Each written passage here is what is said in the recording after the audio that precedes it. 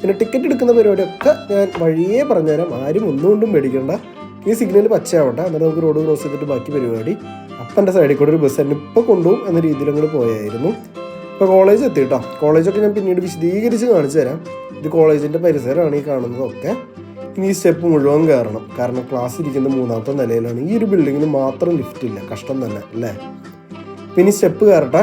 Step കയറുന്നു, മുകളിലേക്ക് എന്ന രീതിയിൽ അങ്ങനെ അവസാനം ക്ലാസ്സിലെത്തി. ക്ലാസ്സിലേക്ക് കയറുന്ന സമയം അപ്പോഴത്തെ ചെറിയ തിരക്കുണ്ട്, എന്നാലും കുഴപ്പമൊന്നുമില്ല. ഇതെന്താ സംഭവം നിങ്ങൾക്ക് മനസ്സിലായെങ്കിൽ നിങ്ങൾ പറ. ഇതൊരു സംഭവമാണ് എന്തായാലും. അപ്പോൾ ക്ലാസ് തുടങ്ങി. ഇനി ക്ലാസ് തന്നെ ഒരു 2.5-3 മണിക്കൂർ ക്ലാസ് കഴിഞ്ഞ് അങ്ങനെ ഇറങ്ങി. ഇനിയിപ്പോൾ തിരിച്ച് വീട്ടിൽ പോകണം. പിന്നെയും ക്ലാസ്സുകളൊക്കെ ഉണ്ട്, അതൊക്കെ പിന്നെ കാണിച്ചു തരാം. അപ്പോൾ ഇനി തിരിച്ച് വീട്ടിൽ പോട്ടെ. അപ്പോൾ ശരി, ഇനി പിന്നീട് ബാക്കി കാര്യങ്ങളൊക്കെ പറഞ്ഞു തരാം എന്ന് വിചാരിച്ചപ്പോഴാണ് ഒരു കാര്യം പറയാൻ മറന്നു എന്നൊരു യാഥാർത്ഥ്യം എനിക്ക് മനസ്സിലായത്. എന്താണെന്നല്ലേ, ഇതിനിടയ്ക്ക് ഞാൻ ഷോപ്പിങ്ങിന് പോയായിരുന്നു. അധികം സാധനങ്ങളൊന്നും മേടിച്ചില്ല, കുറച്ച് സാധനങ്ങൾ മേടിച്ചു. അതെന്തൊക്കെയാണെന്ന് നിങ്ങൾ തന്നെ നോക്കിക്കോളൂ.